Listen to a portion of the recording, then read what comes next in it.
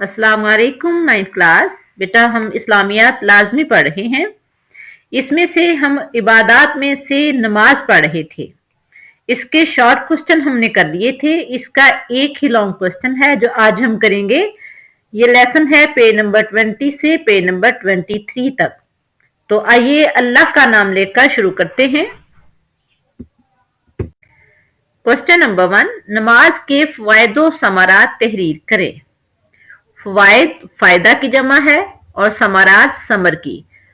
फ़वाइद यानी फायदा मीन कि जिसका हमें कोई नफा मिलता हो, और समारात समर की जमा है, फल रिजल्ट, उसका क्या हमें नतीजा मिल रहा है। तो नमाज की फ़वाइदो समारात मदरजा झैल हैं, यानी हमें उसका दुनिया और आखिरत में क्या फायदा है, उसका हमें क़यामत के दिन क्या समर मिलेगा, क्या फल मिलेगा, दुनिया में हमें उसका क्या रिजल्ट मिल रहा है। तो आइए देखते हैं।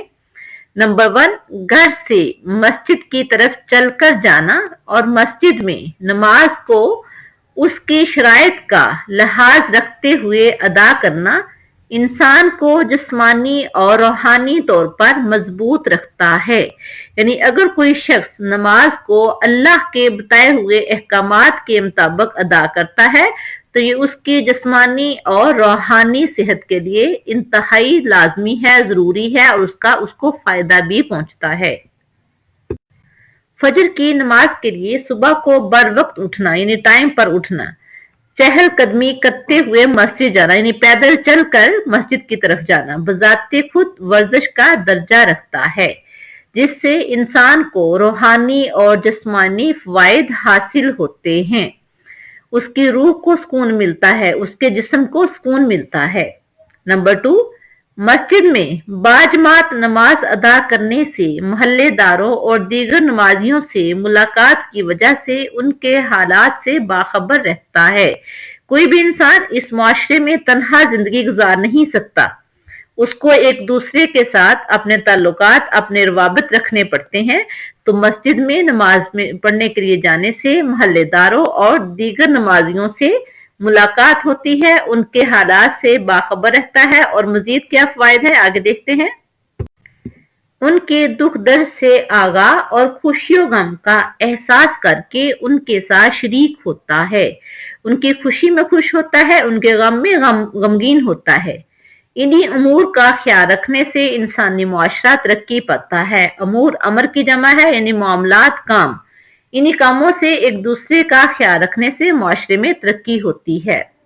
नंबर 3, नमाज हमदर्दी, एहसार, अखुव्वत मोहब्बत और रवादारी जैसे जज्बात पैदा करती है।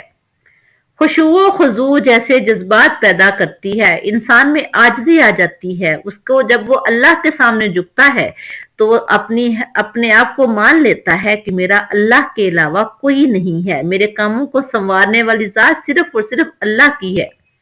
और खुशू खुजू वाली नमाज अल्लाह ताला को पसंद है। नंबर 4, नमाज बेहयाई और बुराई से रोकती है और तज़किया नफ्स का बेहतरीन जरिया है। अल्लाह ताला ने कुरान करीम में इरशाद फरमाया है, इन्ना सलाता तन्हा अनिल फहशाई वल मुनकर, बेशक नमाज बुराई और बेहयाई से रोकती है। और तज़किया नफ्स, तज़किया होता है पाक साफ करना, इंसान नफ्स को पाक साफ करती है ऐसी ख्वाहिशात से, ऐसे बुरे कामों से जो अल्लाह ताला को नापसंद है।